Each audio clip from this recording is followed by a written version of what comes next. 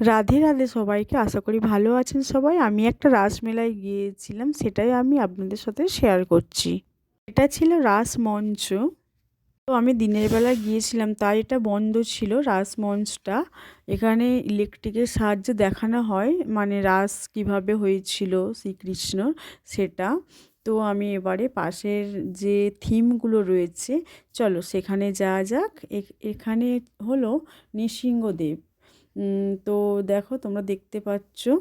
আর এরপরে হলো গণেশের বাল্যবেলা, নারায়ণের মৎস্য অবতার। আগেরটা দেখলাম, এটা কৃষ্ণকালী, এটা নারায়ণের মাসুর বধ। তো দেখো, আমি খুব স্পিডে ভিডিওটা করেছিলাম, তাই তাড়াতাড়ি দেখানো হচ্ছে। নিচে সবগুলো লেখা আছে, একটু তোমরা দেখে নাও। তো আমি বলার আগেই তো সব চলে যাচ্ছে। এখানে অনেক থিম করা আছে। কলি, রাধা, কৃষ্ণ, এটা সাবিত্রী, সত্যবান। তারপরে দেখা যাক কি আসে। পৌষ পার্বণ, ধান ঝাড়া হচ্ছে গ্রাম বাংলার। এটাও একটা গ্রাম বাংলার দৃশ্য দেখানো হয়েছে। এটা ঢেঁকিতে চাল মানে কোটা হচ্ছে। এটা পৌষ পার্বণে পিঠে হচ্ছে, পিঠে পুলি।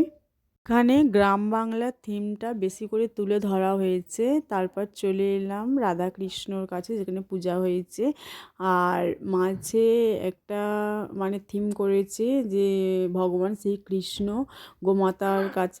আর এখানে শ্রী রাধারানী আর ভগবান শ্রীকৃষ্ণ যুগল আমরা দর্শন করতে পাচ্ছি।